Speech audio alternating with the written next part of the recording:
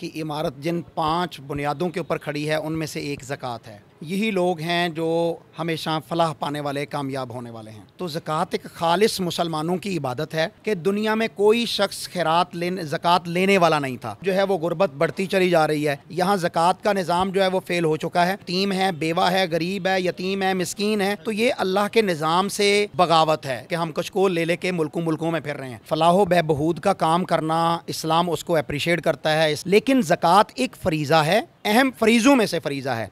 ज़कात उनको दे रहे होते हैं जो चौकों चौराहों में मांगने वाले पेशावर गदागर हैं। आपका करीबी रिश्तेदार है, आपका ब्लड रिलेशन है, आप उसको ज़कात देंगे। ज़कात देकर कुछ लोग जो हैं वो एहसान जतलाते हैं।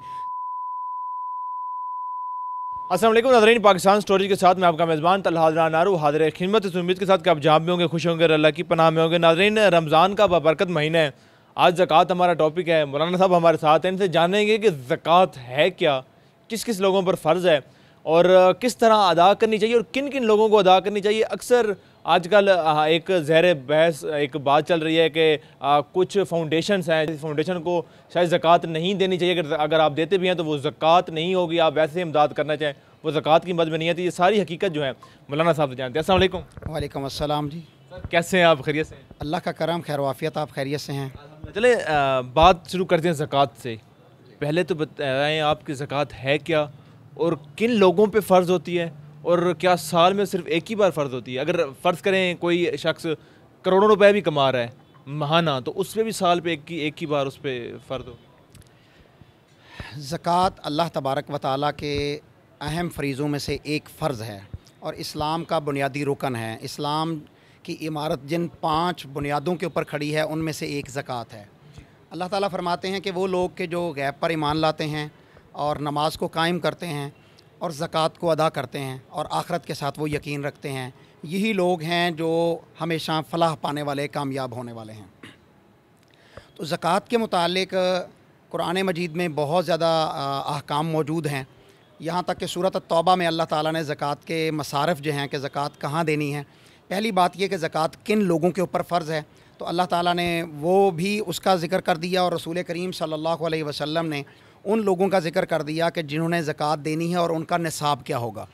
तो ज़कात एक खालिस मुसलमानों की इबादत है और उसमें इंसान जिस तरह अपने जिस्म के साथ अल्लाह की इबादत करता है, अपने माल के साथ भी अल्लाह ताला की इबादत करता है। वफ़ी अम्वालिहिम हक़्क़ुल लिस्साइल वल महरूम, के उन मोमिनों के मालों के अंदर अल्लाह ताला ने हक़ रखा है उस तबके का जो महरूम है, जो पिसा हुआ तबका है, जिसके हालात ठीक नहीं है। तो जो ताकतवर है, जो अमीर है, वो अपने माल को अल्लाह की राह में देकर उन गरीबों का, उस मुआशरे के पिसे हुए तबके का जो है वो खैर खाही करेगा, उनको स्टैंड करेगा। तो ये ज़कात जो है वो इबादत उन लोगों के लिए मुकर्रर किया गया। अल्लाह के नबी सल्लल्लाहु अलैहि वसल्लम ने इस सिलसिला में रहनुमाई फरमाई कि जब आपका माल एक साल, उस पर जो इजाफ़ी माल है उस पर एक साल गुजर जाए, जो आपका प्रॉफिट है, इनकम है, और वो साल गुजर जाए, तो तब आप उस पर ज़कात देंगे और वो 2.5% होगा, 2.5% होगा। आपका जितना भी माल है उस पर 2.5% अल्लाह की राह में ज़कात दे दिया जाएगा। ये बहुत थोड़ा सा माल है, लेकिन जब मुस्लिम मुआशरा अल्लाह की राह में इसे देना शुरू करता है तो फिर गुर्बत ख़त्म हो जाती है। फिर ऐसा दौर भी तारीख़ इस्लामी ने देखा, तारीख़ इंसानी ने देखा कि दुनिया में कोई शख्स ज़कात लेने वाला नहीं था, कोई शख्स जो है वो खैरात लेने वाला नहीं था। तो इस तरह का मुआशरा तभी होता है जब आप इस्लामी हुकूक की पासदारी करते हैं, इस्लामी अहकाम व नवाही के जो है वो आप कारबंद होते हैं, तो फिर अल्लाह ताला की रहमतें होती हैं, फिर जो गुर्बत है वो ख़त्म हो जाया करती है। आज के दौर में लोग जो हैं वो ज़कात तो देते हैं, लेकिन इसके बावजूद जो है वो गुर्बत बढ़ती चली जा रही है। इसका मकसद क्या है कि लोग ज़कात को सही तरह से, जिस तरह हक़दारों तक पहुँचाना चाहिए या हक़दारों को देना चाहिए, वो निज़ाम नहीं है। यहाँ ज़कात का निज़ाम जो है वो फ़ेल हो चुका है। बैतुल माल का कंसेप्ट है जो इस्लाम ने दिया है। मुसलमानों का एक जो सरबराह है वो ज़कात को अपने पूरे मुआशरे से जो सहबे इस्तात हैं उनके माल से कलेक्ट किया जाएगा, बाकायदा कैलकुलेशन करके कि तेरी इतनी ज़कात, इतना माल है, इतनी बचत हुई है और इतना उसके ऊपर जो है वो ज़कात होगी।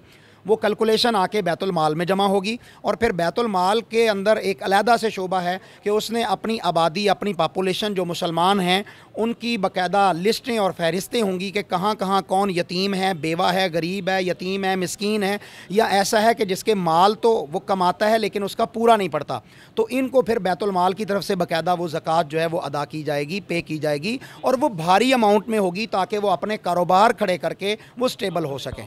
अच्छा, आपने बताया कि जो माल 1 साल से पड़ा हो, माल किस सूरत में पड़ा हो, तो कौन सा ऐसा माल है जिसके ऊपर साल के बाद ज़कात लगती है? अल्लाह तबारक व तआला फरमाते हैं, खुज़ मिन अमवालिहिम सदक़तन तुतहिरहुम व तुज़क्कीहिम व तुसल्ली बिहिम। अल्लाह तबारक व तआला इस ज़कात के माल की वजह से लोगों का माल पाक कर देता है, उसके अंदर बढ़ोतरी हो जाती है, और ज़कात के माल की वजह से जो ज़कात देने वाला होता है उसके माल में कई 100 गुना इजाफ़ा भी हो जाता है। अब लोग जो हैं वो ज़कात नहीं निकालते, हीले बहाने करते हैं, कभी बैंकों में रख देते हैं, कभी उसके अल्टरनेट कोई चीज़ें ख़रीद लेते हैं, या बहुत सारे हीले राइज हैं। तो ये अल्लाह के निज़ाम से बगावत है। इसी वजह से हमारे ऊपर जो है वो फिटकार और ज़िल्लत पड़ी हुई है कि हम कशकोल ले लेके मुल्कों में फिर रहे हैं।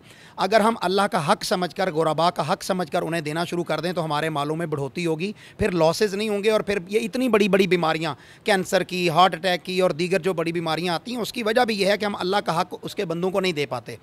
तो ज़कात जो है, पहली बात यह है कि ये माल के ऊपर भी है, जानवर हूँ, गाय भैंसें हैं तो उनके ऊपर भी ज़कात होगी, ठीक है, बकरियाँ और भेड़ें होंगी तो उन पर भी ज़कात होगी, उनकी बाकायदा आदद है। अच्छा, मैं यहाँ पे आपको काट भी रहा हूँ कि आपने जानवरों की बात की, अगर भैंसें हैं तो क्या एक भी भैंस हो तो उस पर होगी? अगर उसके बरक्स अगर देख लें किसी के पास गाड़ी है तो एक गाड़ी अगर उसके पास है तो उस पर भी क्या उसको ज़कात देनी पड़ेगी या कुछ तादाद है? अच्छा, पहली बात यह है कि एक गाय या एक भैंस पर या एक बकरी पर नहीं होगा, उसकी बाकायदा तादाद मुअय्यन है कि इतनी गाय होंगी तो उस पर इतनी ज़कात होगी, ठीक है, वो काफ़ी क्वांटिटी में है। और इसके अलावा ये है कि अगर आप उसको गाड़ी के साथ कंपेयर कर रहे हैं तो एक गाड़ी वो है जो मेरे इस्तेमाल में है या आपके इस्तेमाल में है, जो ज़ाती इस्तेमाल में है उस पर ज़कात नहीं होगी। ऐसी गाड़ी जो आपने पब्लिक ट्रांसपोर्ट के लिए रखी है, जैसे उबर करीम वगैरह है, या आप ट्रांसपोर्ट जो है वो उसके तौर पे उसे यूज़ कर रहे हैं, कमर्शियल यूज़ कर रहे हैं, स्कूलिंग वगैरह में लगाई हुई है, तो उस पर जो आपको प्रॉफिट आ रहा है और जो आप उस गाड़ी की मालियत है उसके ऊपर आप ज़कात देंगे। जो आपके ज़ाती इस्तेमाल के अंदर है उसमें नहीं है। तो ज़कात जो है वो माल के ऊपर भी है, वो सोने के ऊपर भी है, वो फसलों के ऊपर जो है वो उशर की सूरत में है, तो इसी तरह कारोबार कर रहे हैं उसके ऊपर है। अगर आपकी प्रॉपर्टी ज़ाती इस्तेमाल के लिए तो उसके ऊपर ज़कात नहीं है। अगर वो प्रॉपर्टी आपने बिज़नेस के लिए रखी हुई है, कमर्शियल यूज़ के लिए रखी हुई है या सेल परचेज़ के लिए रखी हुई है तो उस पर भी ज़कात होगी। अच्छा, मतलब कि कोई भी चीज़ जो सरमायाकारी में या बिज़नेस के लिए आपकी इस्तेमाल हो रही है या जिससे आप मुनाफा ले रहे हैं तो उस पर ज़कात? जी बिल्कुल ज़कात होगी। अच्छा, अगर कोई ऐसी कोई फाउंडेशन है, हमें नज़र भी आ रहा है कि वो काम भी कर रही है, फ़लाह बहबूद के लिए काम कर रही है, क्योंकि ज़कात आपने कहा चलो मुसलमान और गैर मुस्लिम दोनों के लिए हम कर देते हैं कि अगर कोई मुस्लिम फाउंडेशन भी है वो हम देख रहे हैं कि वो गरीबों के लिए खाने का लंगर का इस्तेमाल कर रही है। मैं नाम ही ले लेता हूँ, जैसे JDC का जैसे जिक्र भी हो रहा है कि उसको शायद ज़कात नहीं लगती। तो अगर कोई गैर मुस्लिम भी है लेकिन वो मुसलमानों की फ़लाह बहबूद के लिए काम करे, गरीबों के लिए काम करे, तो क्या वाकई में उसमें ज़कात नहीं लगेगी? जी, आपने बहुत अच्छा सवाल किया।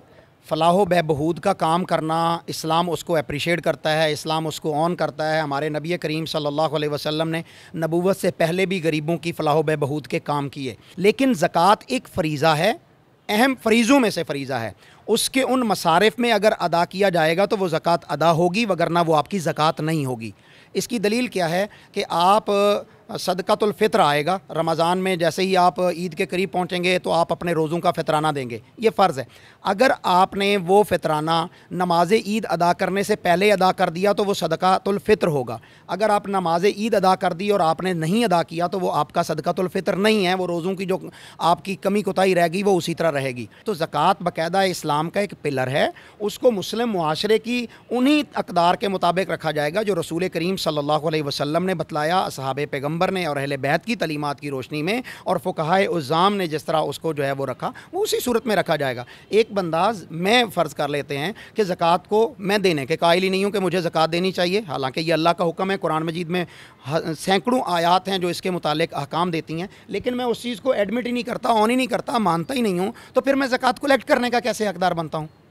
तो ये तो सवाल है उन लोगों के लिए जो अपनी ज़कात जो है वो आंखें बंद करके दे रहे हैं कि चलें जी लोगों को खाना खिलाया जा रहा है। नहीं भाई, ज़कात का ये मसरफ़ नहीं होगा। सूरत अत-तौबा पढ़ के देखिए, जहाँ पर अल्लाह ताला ने ज़कात के मसाइल बयान किए हैं, तो उनमें जो स्पेसिफ़िक लोग हैं आप उन तक माल को पहुँचाएँगे और उन तभी आपकी ज़कात जो है वो अदा होगी। अच्छा चलिए, ये तो बातें हो गई कि किस तक ज़कात पहुँचानी चाहिए और कौन लोग हैं जो ज़कात दे सकते हैं। अब उनके बारे में ज़िक्र करते हैं। कुछ लोग, जैसे हमने पहले गुफ्तगू में ज़िक्र किया कि कुछ लोग जब ये टाइम आता है ज़कात का तो बैंक से पैसे निकलवा लेते हैं।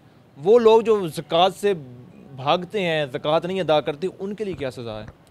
पहली तो बात यह है कि बैंक अथोराइज़ नहीं है कि वो ज़कात काटे। शरई तौर पर बैंक को अथोराइज़ नहीं होना चाहिए कि वो ज़कात काटे। ज़कात हर बंदे ने खुद देनी है अपने माल में से, और ये अल्लाह की तरफ से फ़र्ज़ है।